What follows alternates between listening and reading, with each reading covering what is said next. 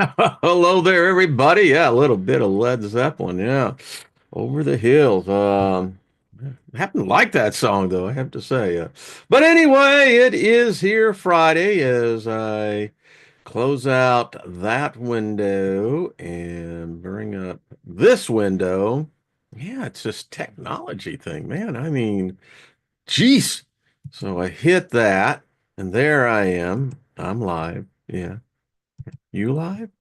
I think we're all alive, but could be just an illusion. I don't know. I'm not sitting where you are, and you're not sitting where I am, and who knows? Well, what we do know is that we have favor. We sow that seed every day. So it doesn't matter what comes along, there's an enough seed that has been sown. We're sure to harvest no matter what. So speak it, live it, and act it. That's the thing to do. You got great favor, you're favored, and so it's nothing to be ashamed of. And we call those things that be not as though they are, speaking them into existence. Nothing missing, nothing broken. How about that? I thought that was cool. All right, everybody. Hello, Nina. How are you doing, dear? Good to see you, Bonnie and Rick. What's up, Lori? Hello, Emperor Rex. Grace, Favor. Dr. Hugh is in the house. Jop, good to see you, Bonnie. Hello, Truth. Good to see you as well. DC, what's up, man? Good to see you as Stephen. Hello. Good to see you as well. Well, technically, I can't see you, but I can read you. Well, I can read your words, right? Weird when you really stop and think about this shit. I mean, hmm, hmm. Linda Espinoza, so good to see you. And Lori, hello, Brian. What's up, bro?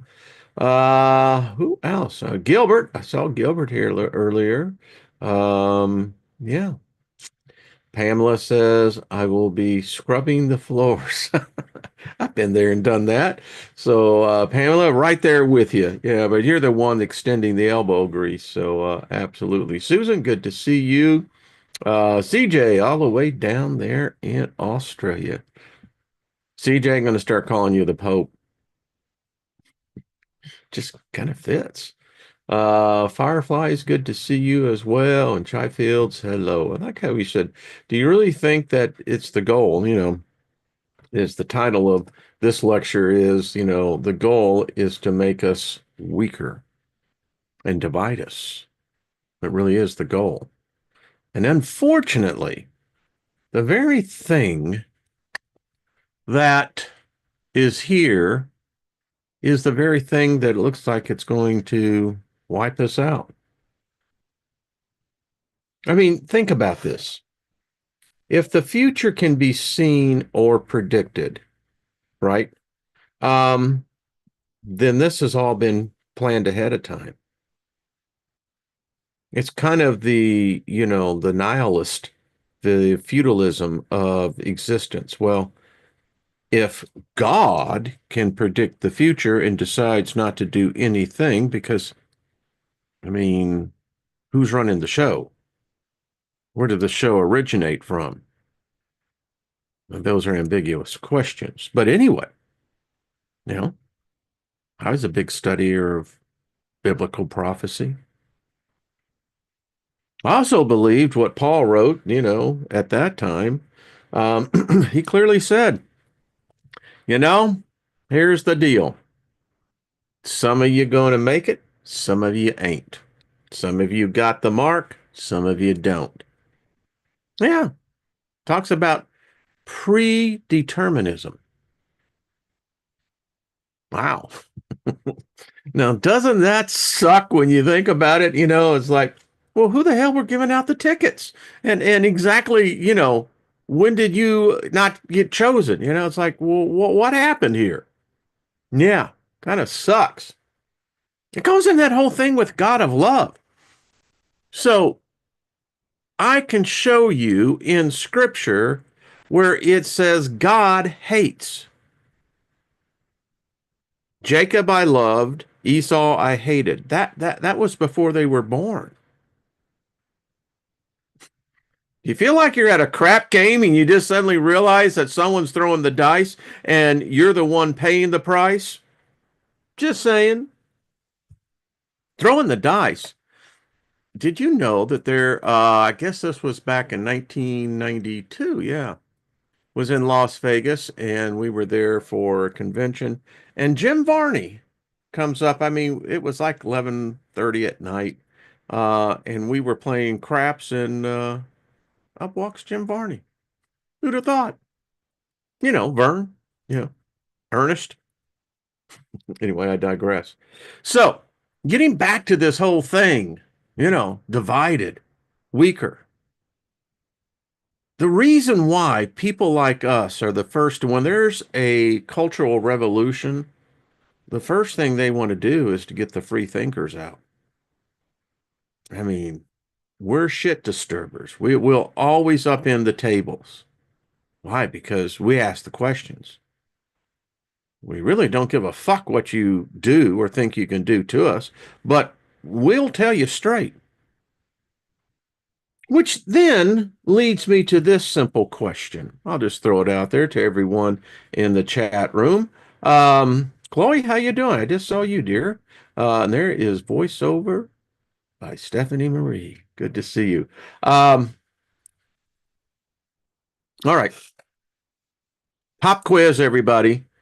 Get your pencils and paper out. First question, and I know there's like a 30-second plus delay between me asking this and seeing what would be. If you're in the chat room and if you're watching this on replay, thank you. Thank you very much. Thank you for hitting the like button and thank you for the comments. The comments have been over the top. Yesterday, y'all, if you want to have some fun, just go back and read the comments from yesterday. Really got a lot of people thinking. So, first question on the pop quiz for today. Can you name me one honest politician? I could get the Jeopardy song, but Uh-huh. Name me one honest politician. Can anyone do that? Okay. Second question. Can you name me one statesman? Just one.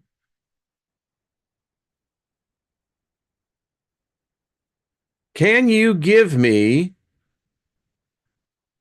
two religious leaders that are honest?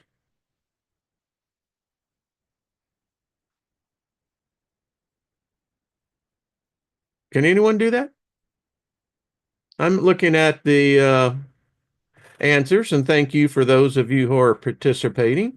Appreciate that. Uh, Firefly says, I'll take no for 200. Oh, is that Rick Downey? Rick. Exactly. So, Trifield says number one, number two, number three. You see my point, folks? I mean, that is the point. We're intelligent people here. We're probably some of the freest critical thinkers around. That's why people don't like us around. We make them feel uncomfortable. Um, but as bright as the minds are here, none of you could answer. Susie says Trump and Vance. But how do we know? Listen, Trump has lied. I mean, it's just the nature of his ego. Don't say that he does it deliberately or maliciously, but I don't know. Hello, Sarah. How are you? Every time I say your name, Sarah, I hear Hall and Oates in the background. Great song, by the way. Um, Janie, how are you doing? Jimmy Carter. I wouldn't say that Carter was.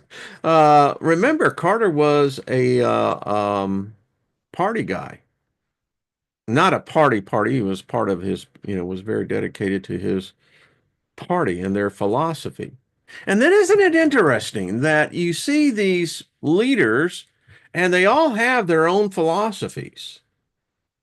the things that they think is real. Doesn't mean that it is, but they think it is. And it kind of goes for all of us.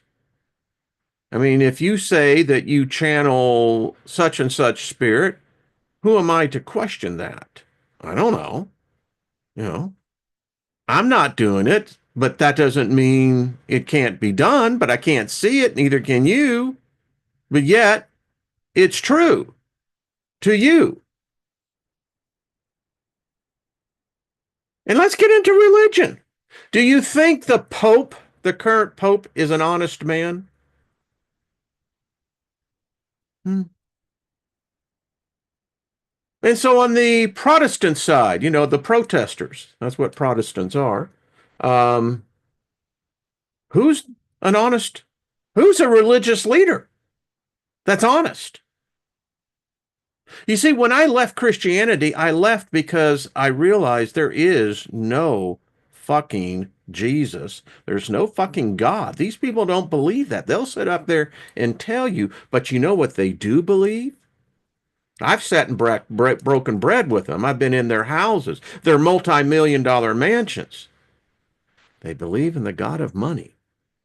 Oh, yes, brother and sister. That is all powerful. Because you see, with the money, the more you collect, the more you acquire, the higher you go up in power. They believe that this makes them somehow messengers of God because God has blessed them. I had one tell me, sitting right in her freaking living room, and flat ass told me that, well, the winning of souls is okay, but really what counts is what's in the offering plate. You see, their logic is you can't win souls unless you have money. So give me an honest religious leader. I'm looking in the Bill says, sadly, you have to be quite rotten to ride to the top under the scrutiny of the. Yeah. And think about the public. They talk about the public as though it includes you and I. The hell you say? I don't know which public they talk about. It must be some invisible God or entity, the public. Or here's one, the people. The people are idiots. You know, you look at today, when a society cannot give you, and these are the leaders, cannot give you the definition of what a man and a woman is, it's all over, folks. You got these assholes that are in positions of power. They're judges, they're Congress, they're senators, they're CEOs. And they cannot, it means that either they're fucking lying to your face and they're lying to themselves, or they're complete idiots. Listen, when a society can no longer determine what its sexes are, don't tell me that we're getting smarter. No, we're getting dumber. You know, this whole idea of having males competing against females is ludicrous. There's no logic.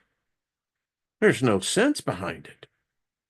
But yet, the public, you know, the public opinion, yeah, I'm just being honest here. The goal is to keep you to the point to make you weaker. I read this article and they were doing a comparison, because we got the DNA now. You can dig up any grave and, get the DNA. You can actually now get the DNA of a living thing off the ground, right? But anyway, um, today humans have weaker immune systems.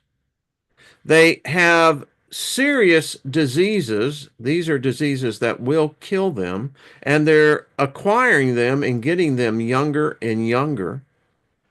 The high school graduate today could not pass a fifth grade uh, test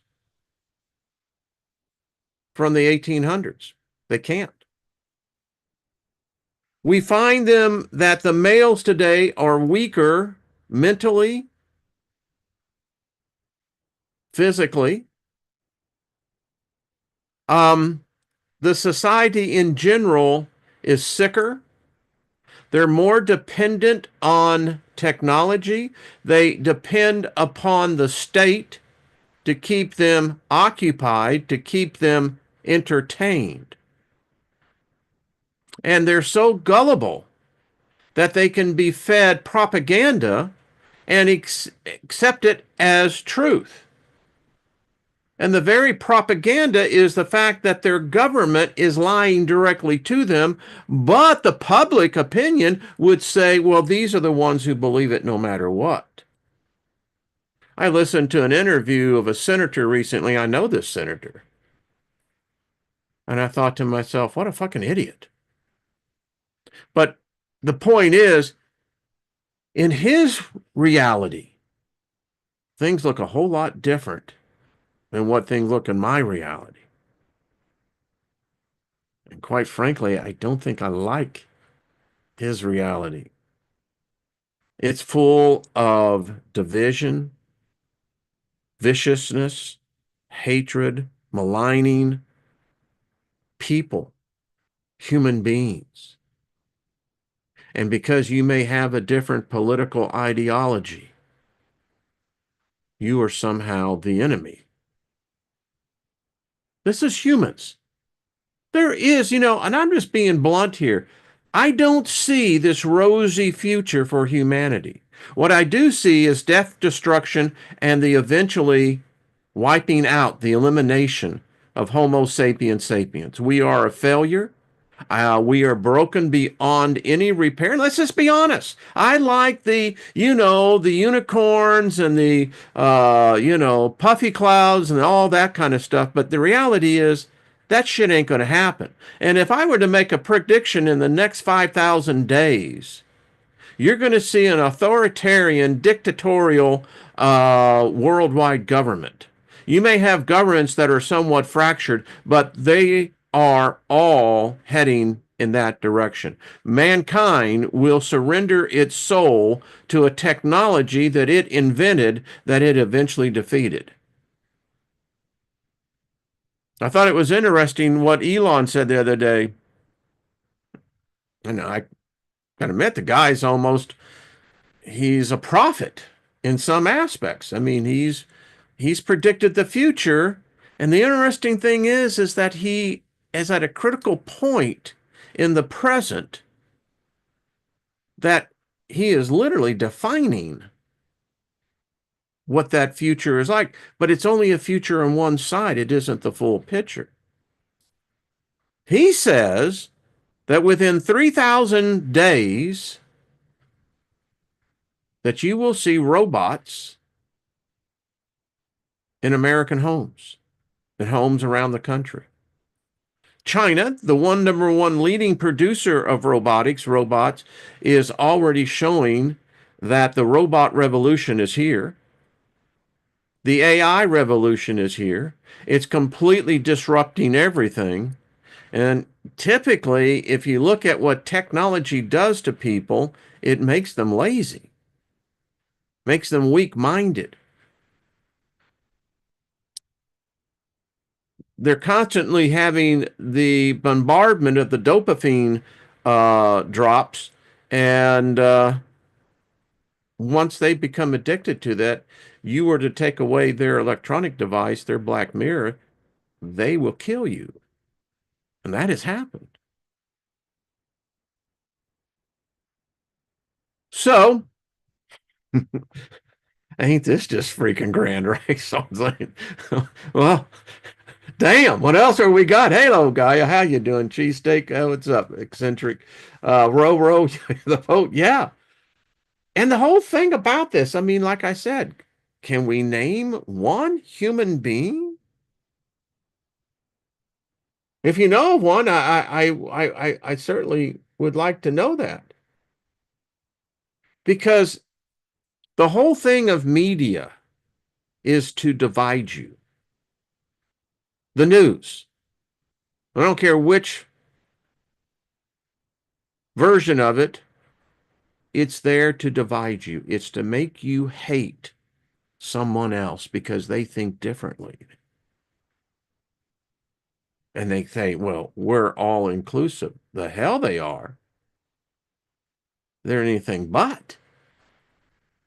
And that's why it's a magical spell, and typically it's very black magic. It's just the worst kind of magic. But we have become so used to it. We have become inoculated to its effects. And rarely is the voice that's out there that can say, listen, this is nonsense. We're heading down the path of destruction. And as I said earlier this week, I believe we've reached the tipping point, because it's all about division. Keep you riled up. I contend that they're using technology that once you become, the reason why I'm not on other social media, I'm not going to allow it to pull me in. Now, you can do whatever you want, but this is just my personal belief. Uh, Products like TikTok, I think that's the worst thing for humans. Humans should not be exposed to that type of technology. Social media has proven to be anything but positive. It is the breeding ground of division. But yet, you think this is normal because I want to see a funny video, you know, entertain me. I don't want to have to think.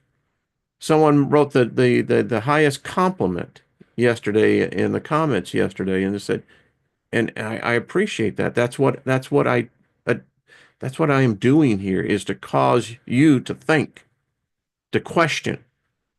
And I love what the person said. You've caused me to think.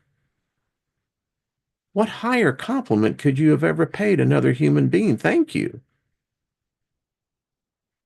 That's the to me, that's why I don't monetize this channel. I don't need to be paid for something that A, I don't believe in the product, and it would be wrong of me to say, well, I'm going to allow a product to be sold to you. I don't like it. Two, it makes you beholden to the master. I don't dig that. No, what I look for, and that was the type of return. Thank you. You made me think. Thank you. So, Chris's haters love to hate. Loretta says this channel is my social media. Well, Loretta, you're not alone. We're in that same boat, you know. But that's just me. That's all it's like this thing that we were dealing with, non-human intelligence. The Let's get into some of the papers. Um, this book right here, which is to me just a freaking phenomenal book, The Secret World Governments and the Hidden Hand. Uh, my wonderful wife and I were talking, and I was telling her about this book. It's interesting in how it's written. Because as I told her, I said, people 100 years ago didn't have the technology that we have. They had wealth, but there was a clear chase system, caste system, excuse me, that is in place in America as well. And these people were really rich. I mean, they were really rich, and their control. And what's for me, what's important is that if I could just channel them, right? Channel their words. Try to begin to look into the past and see these people and then begin, because part of channeling, isn't that what it is? If you're channeling a spirit, that spirit is probably on a different time, and how it perceives future, past, present, it's up for debate. And so we were talking about the fact yesterday Lilith and Eve were black, Adam was black. But you have this emergence of the Aryan race, the white race. And if you look at the history of the white race, it's a bloody one. It's one of conquest, it's one of slavery, it's one of imprisonment, it's one of restriction. At the same time, it presents that what its ideologies are as a race is superior to all the other races. That's what it's saying. And then, in particularly with Judaism. But the thing about Judaism is that Judaism isn't, well, a lot of ways they think it's almost the same as the Aryan. You have them, these world leaders, these powerful men, no women, just men. And so we're learning that the world governments are in covenant. They are not here to promote peace. They are here to promote division, conflict, conquest. And this is what we learned. They're all beholden to a non-intelligence, non-human intelligence, where they have legalized mass murder. And so now you've got this world board, and now you can begin to see how, and nothing's changed today. Nothing. Look what's happening in the Middle East. Same goddamn thing, and it's never going to be solved. Someone asked me, well, what is your opinion about Palestine and Israel? I say, I don't get involved with that. That blood feud goes back millennia. And having my sorry white ass put my 2 cents in worth isn't going to mean a goddamn thing. I mean, that thing is so deep, it's got spirits in the ethereal realm that are directly connected to that conflict. I don't want any part of it. Hell no.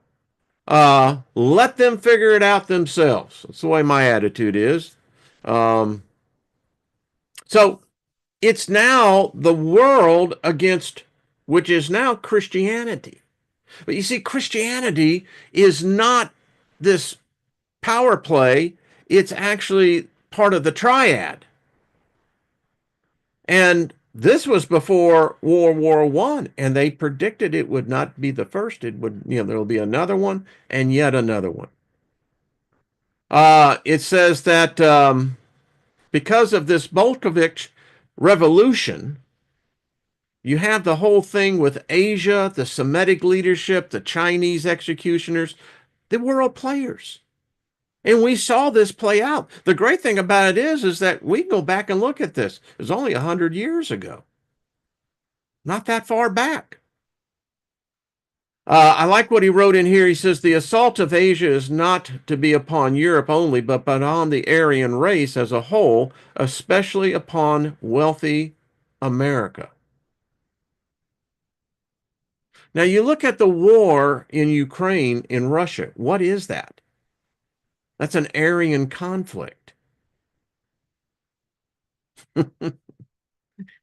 You let this stuff get to you, man, and it'll start really jacking with you. It says the wild Bolsheviks meeting in New York proved that the same earthquake that is destroying Russia, the former Eastern guardians of Christian civilization. Isn't that odd? Russia was at one time the arch guardian of, well, that type of Christianity doesn't exist anymore, but at the time for the Christian civilization. They were responsible for seeding it in America. Huh. Says few Americans paid attention to the fact that all the speakers were Asiatics, Why are the Aryans so stupidly blind? And this is what he goes on.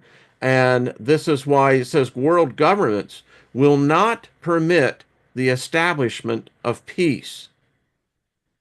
What is the world government and why will it not permit the establishment of peace? They became confused and could find no answer. Even then, here we're reading this is an entity.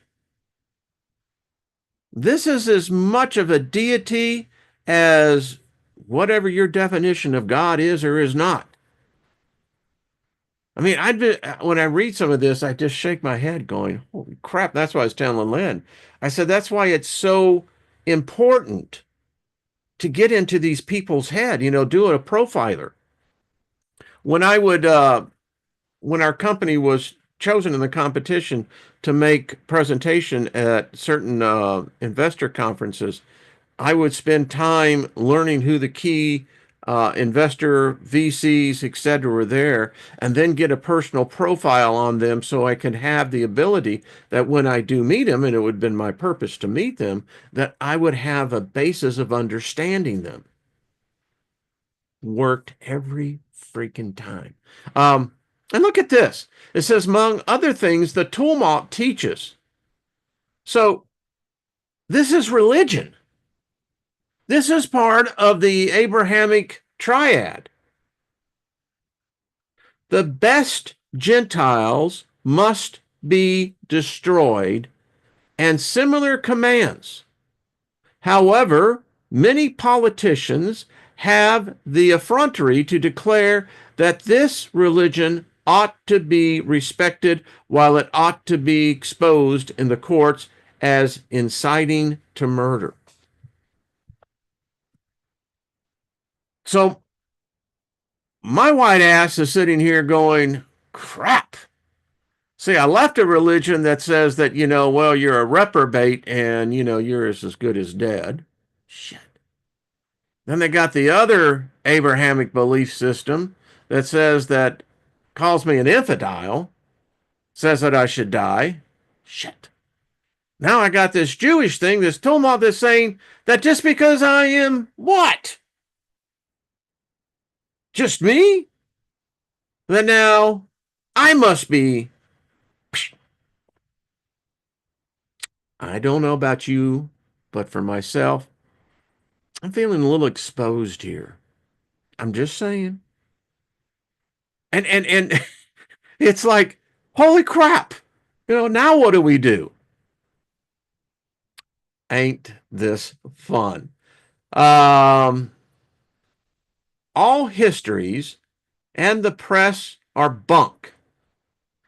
The Staatszeitung blamed me for Germany's disaster. Imagine one person screwing up and countries fall, nations, societies. There are players like that. I mean, you got people, do a study on George Soros. Wow.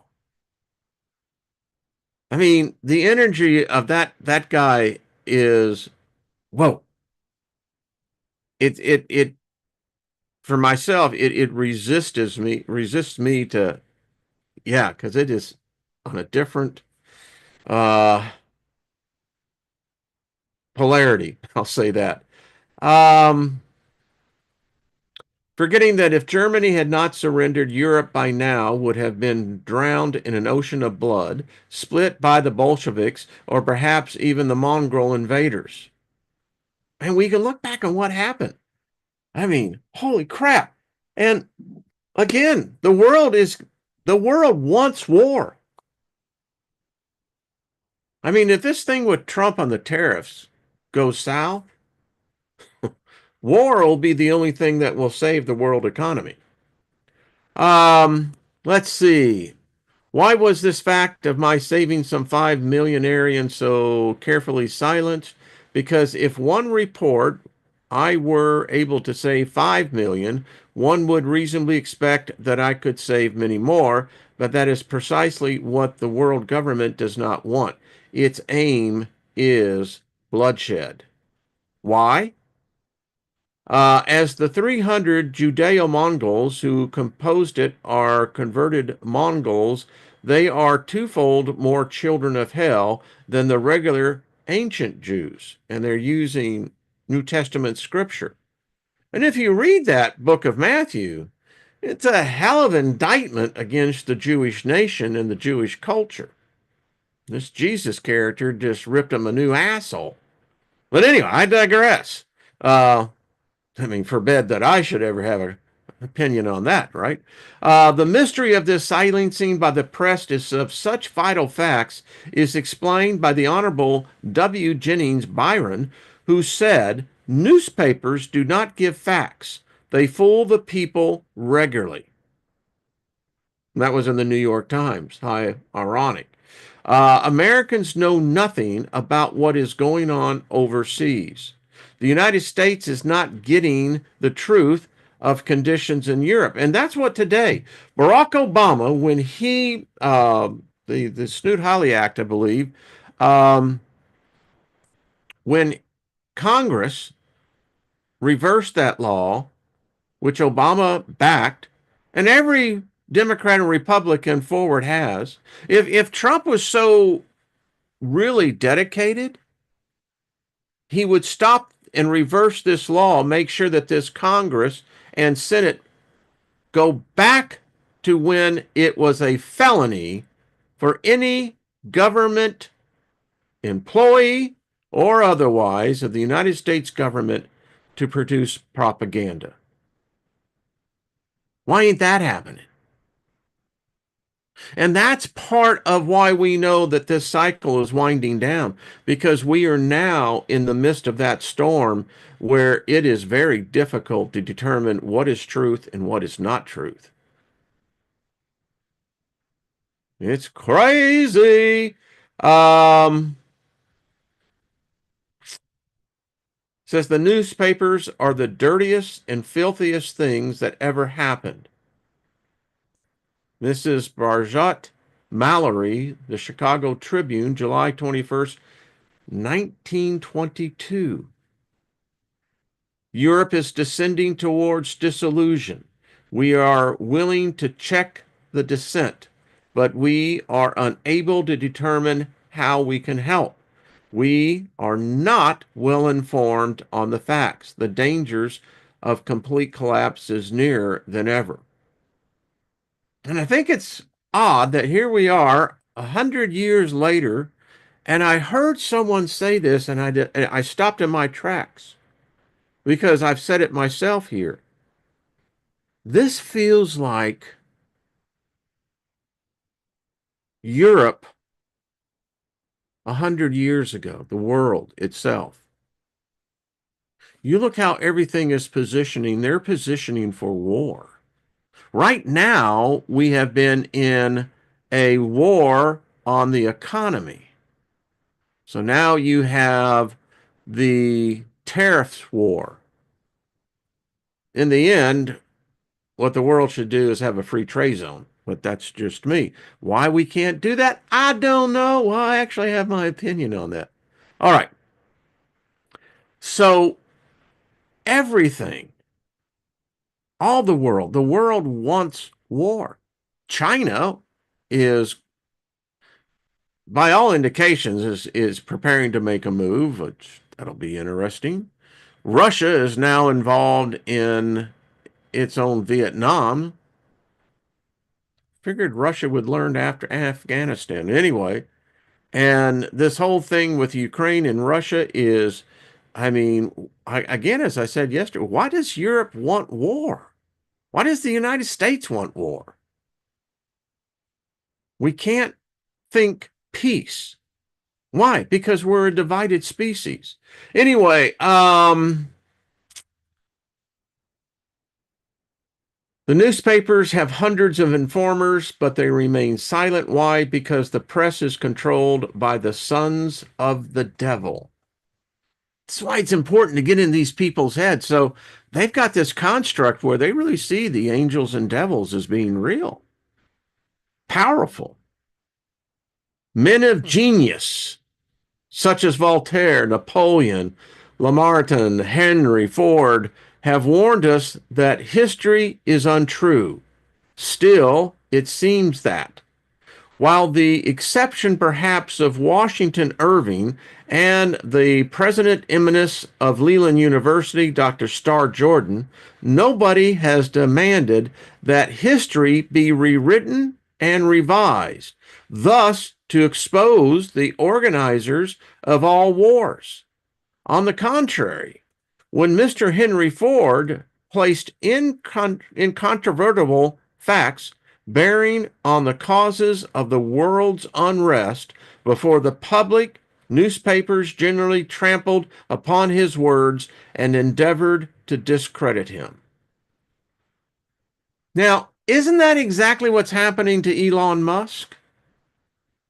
This whole thing on Elon Musk is that you can't ask these protesters, well, what did he do? They can't answer that.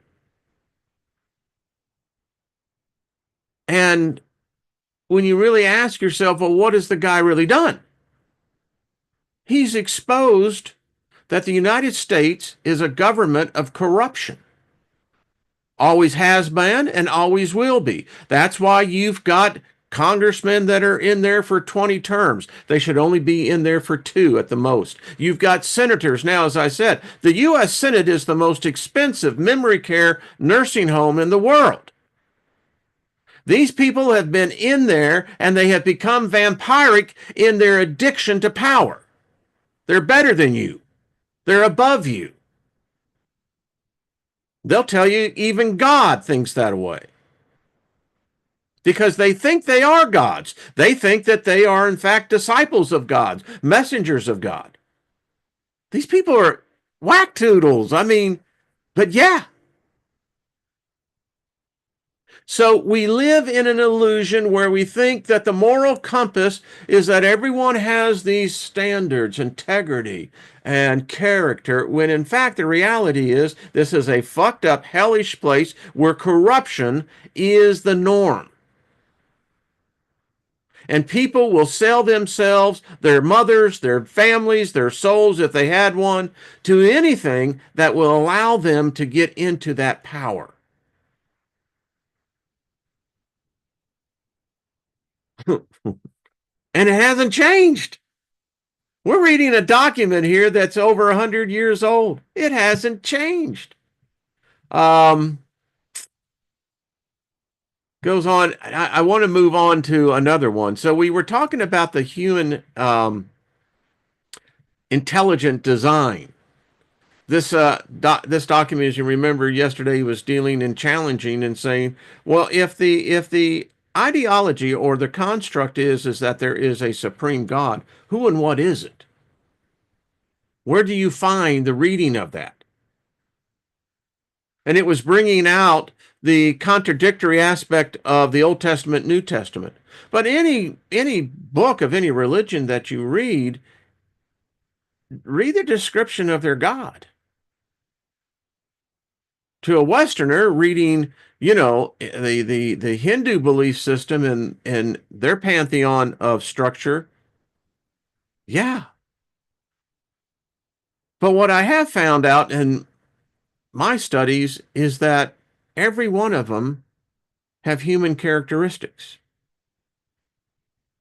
Um, Let's see, it says the functional challenges related to the limitations of defining personhood according to a particular set of capacities, abilities, and functions. The irony of raising the bar high for a definition of the image of God in separating humans from animals and artificial intelligence is that it can inadvertently disqualify large groups that we would normally take to be human persons. If rationality and relational skills are defined as irreducible marks of humanists, for example, fetuses, Alzheimer's patients, and persons with profound mental illness may not measure up to the mark.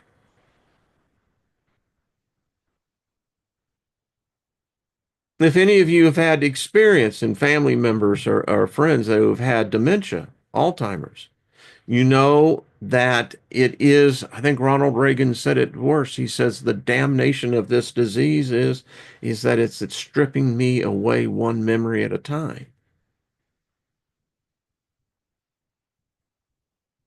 And if you get to the point where you no longer have any memories, then what are you?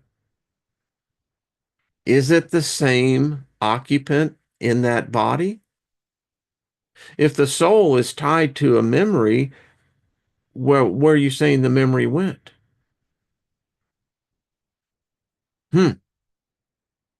The bioethical challenge is to achieve a definition of the image of God in human persons that is so observable that is one that could be utilized in making decisions regarding bioethics. It is one thing to say that human persons bear the image of God.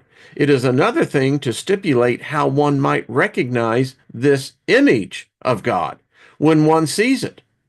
And yet, such an empirical definition is essential in determining the ethical issues such as the beginning of human personhood.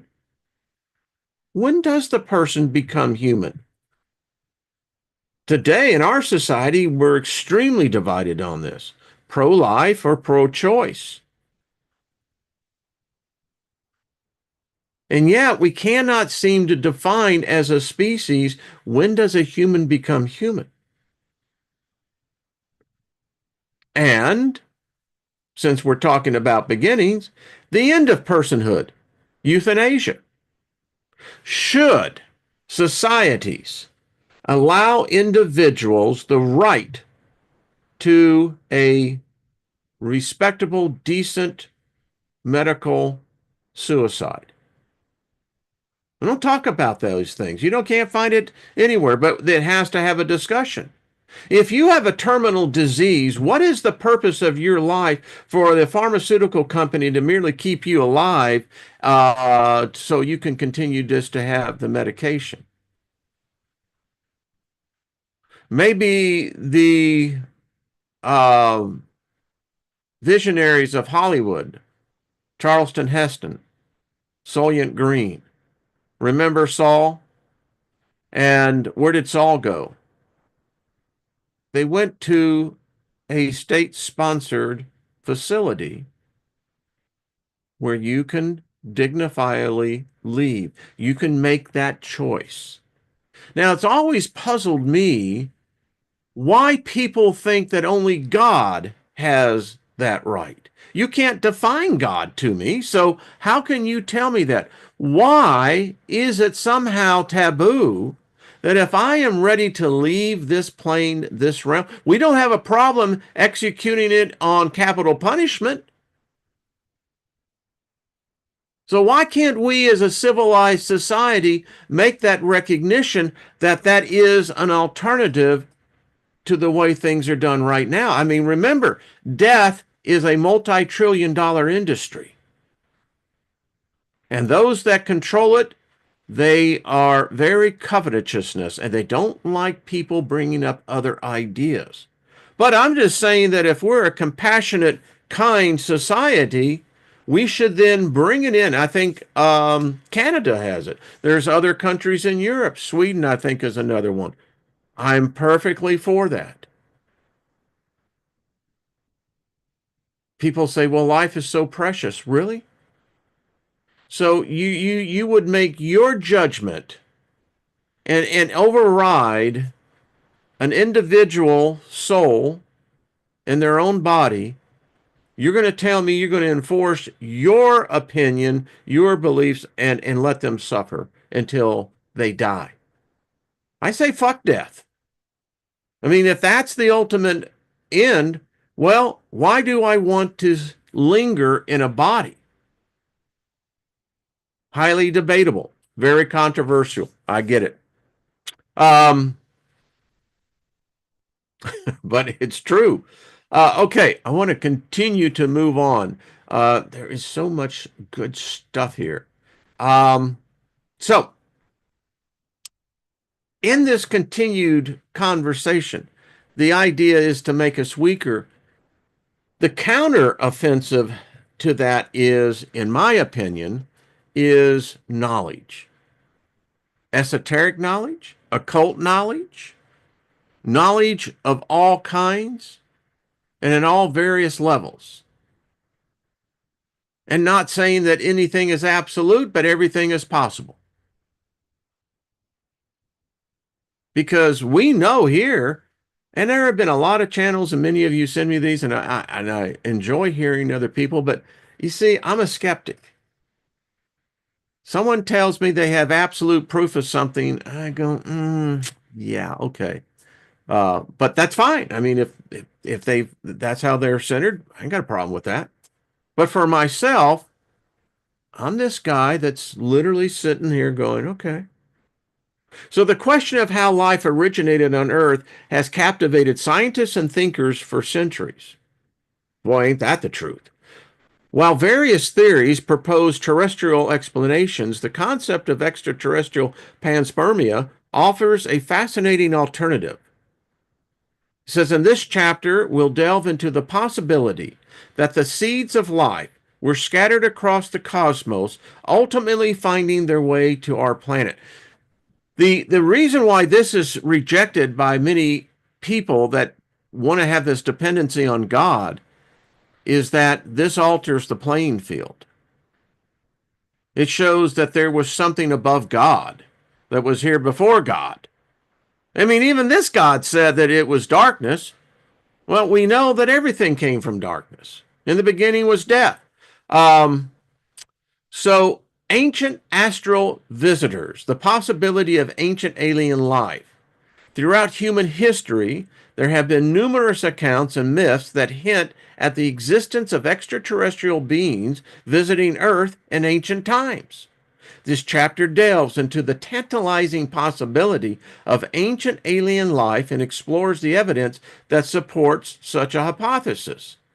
In the ancient texts and artifacts, clues from the past, ancient religious texts and mythologies, ancient civilizations across the globe have stories and myths that depict gods and celestial beings who descended from the heavens. These accounts often described otherworldly beings with advanced knowledge and capabilities beyond human comprehension. Examples such as the Sumerian tales of the Anunnaki, the Hindu epics with their celestial beings like the Devas, and the ancient Greek legends of gods residing on Mount Olympus.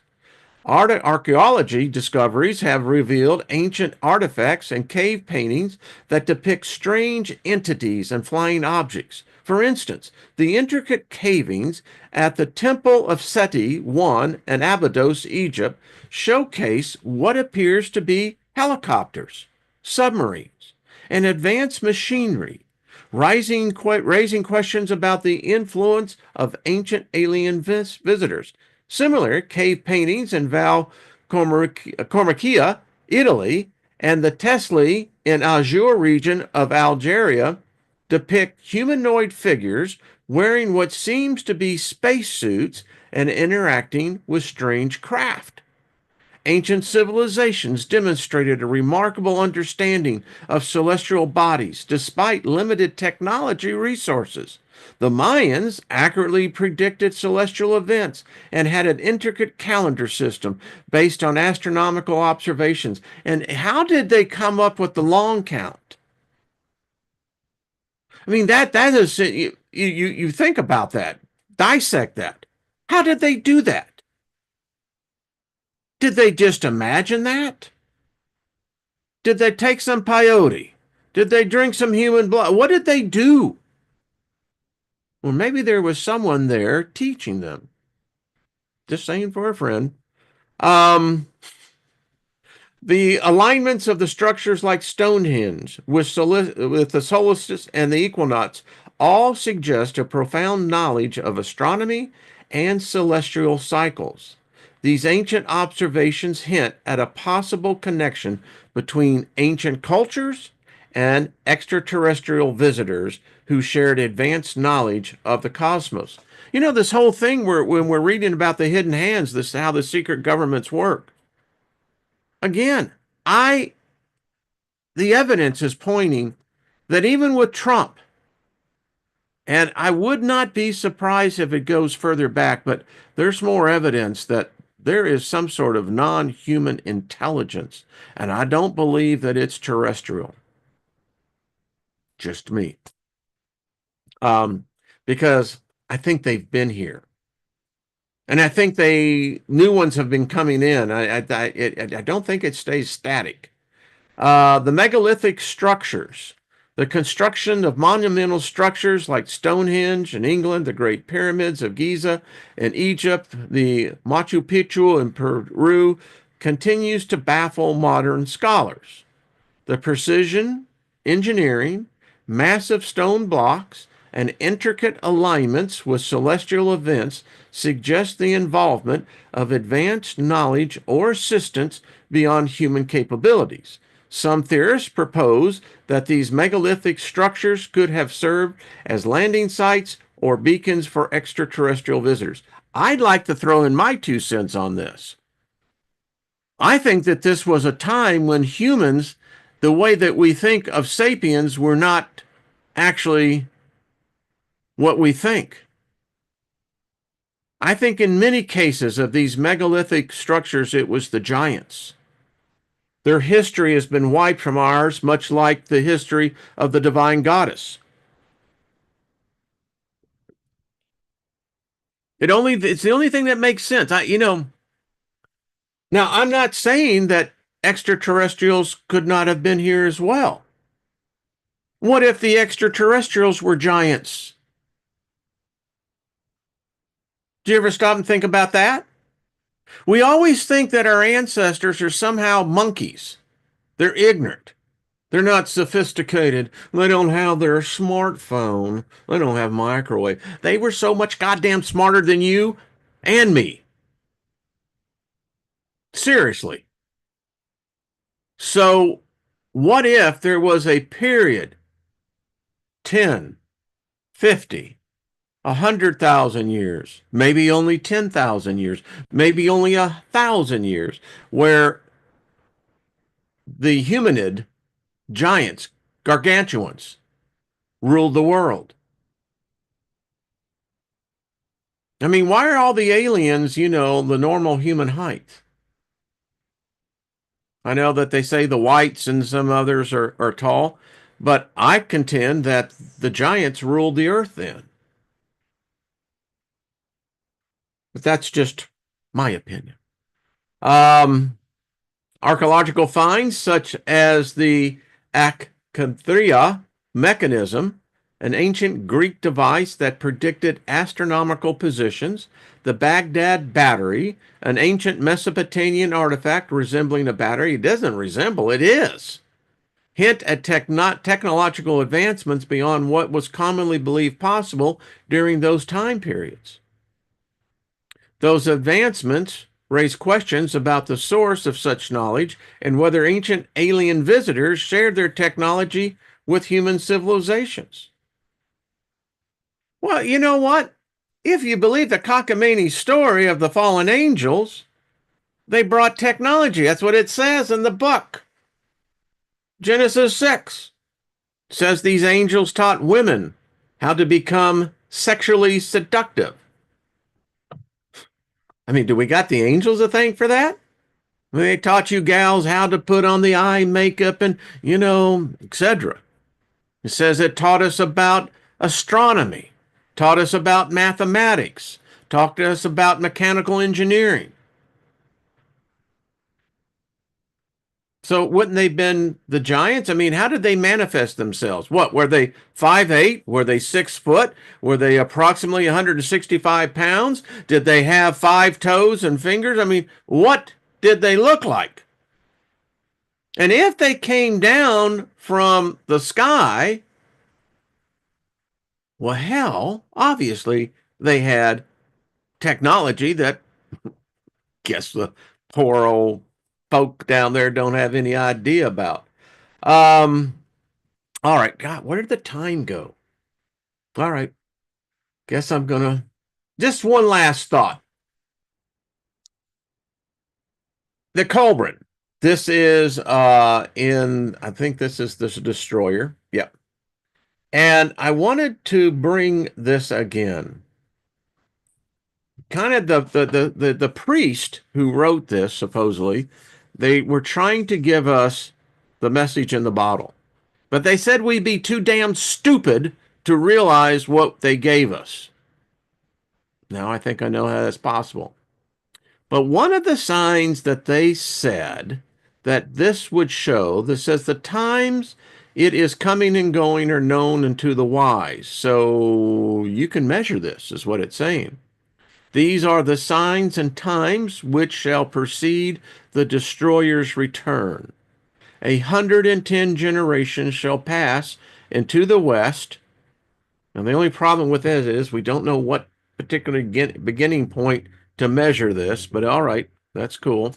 Uh, it's all right. Will rise and fall. So that means nations will come and nations will go. We've seen that. Men will fly in the air as birds and swim in the seas as fishes. So weren't we just talking about helicopters and submarines and the pictographs, the hieroglyphs? Hell yeah, we were. Men will talk peace with one another. Hypocrisy and deceit shall have their day. I don't know about you, but that certainly describes to a T. Women will be as men, and men as women. Passion will be a plaything of man. A nation of soothsayers shall rise and fall. Their tongue shall be the speech learned. A nation of lawgivers shall rule the earth and pass away into nothingness. You know what that's saying? We're a lawless species. We don't like the law. It restricts us. It binds us. And to those who want to inflict their laws upon, this is what it's saying, the rebels are going to win. Uh, One worship will pass into the four quarters of the earth, talking peace and bringing war.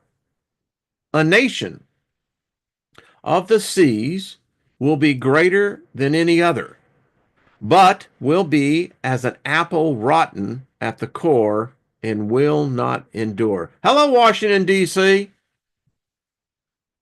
You freaking morons. The rest of the world leaders, they're talking about you. Wow. A nation of traitors will destroy men with wonders, and it shall have its day. Then shall the high strive with the low, the north with the south, the east with the west, and the light with the darkness. Men shall be divided by their races, and the children will be born as strangers among them. Brother shall strive with brother, and husband with wife. Fathers will no longer instruct their sons, and the sons will be wayward. Women will become the common property of men, and will no longer be held in regard and respect. Then men will be ill at ease in their hearts. They shall seek, they will seek they know not what, and uncertainty and doubt will trouble them. They will possess great riches, but be poor in spirit. Then will the heavens tremble and the earth move. Men will quake in fear, and while terror walks with them, the heralds of doom will appear. They will come softly as thieves in the tombs. Men will not know them, for what they are. Men will be deceived. The hour of the destroyer is at hand. So just reading that, I get the idea in a certain interpretation there is a species that's walking among us that ain't us. And you could easily say as well, this could describe a number of times in our past history. True. But I think it's a combination of what now that we know. And actually, the morals of society and the culture was nothing like it is today. Nothing, as many of you know. All right, I just find this so interesting. It just makes it fun. Um, Rick, when I saw that, I first thought you were saying, "Watch out for the flying hippies." I think it says herpes if I'm right on that, right? Anyway, uh, there you go. That was our fun water cooler talk for the day. I'll see y'all on Tuesday. I won't be here on Monday. Got an appointment that I have to be at. But anyway, you can keep yourself entertained, I'm sure. Um, I've dropped a few questions that I'd love to see completely answered. Listen to Ozzy Osbourne, Scary Little Green Man. Ozzy, yeah, I have no doubt. Um, Jared McKenzie, thank you. It is I mean, it's something going on. There ain't no doubt about it. There is something afoot. As I always thought that the movie Young Sherlock Holmes was a great movie. They used some technology that we had using back in the day, and the Quantel. And I don't expect any of you to remember this, but the Quantel was really advanced digital video manipulation back in the day. But anyway, I loved it the fact that it was always the game is afoot. I still say we can figure it out. Then let's see what they do. So I keep saying they're going to go, oh, they're getting close. They're getting close. And they're hoping that, well, even if they discover it, no one's going to believe it. And that's what they count on. I have a feeling many humans have found out the, I think, the secret. And I believe it's attainable. But the problem is the rest of the human race will go, yeah, no, no, no, because they're so buried into their religion and their politics and their ideologies and their theologies and their dogmas and their hogmas, you know. Yeah. And if there's any group that I believe that can do that, it's this group. Hello, Ruby. How you doing? Good to see you. No, I really do. If there's anyone that can figure it out. Yeah.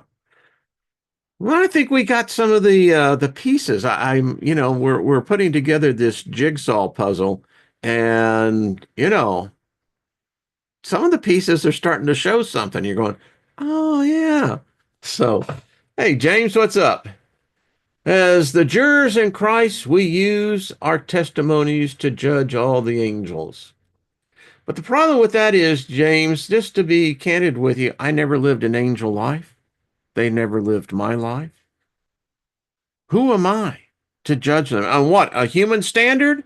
Are you freaking kidding me? Just saying. Peace to you, my friend. Nina says to join her and Robert this Sunday, talking about the Anunnaki story. So, yeah. Well, thank you, Grace. And it's always an interesting discussion in the chat room. It really is. I go back and I read this. Regina, much love for you, sweetie. Thank you. Um, Eric says we are Jedi. Calling those things that be not as though they are. I'm all for that. It's like, yeah. Uh-huh. Elderberry, what's up? Good to see you, my friend. All right, folks, have yourself a great weekend. Like I said, I'll see you back on Tuesday with Miss Trina and Miss Jenny. And in her interim, have fun, laugh, love, forgive, forget. Yeah, make a song in your heart, sing it proud, sing it loud. That's it. Gaia, beautiful day to you and Paul as well. So, all right, I am off the air until I get back on the air. Of course you are. All right, thanks, y'all. Peace.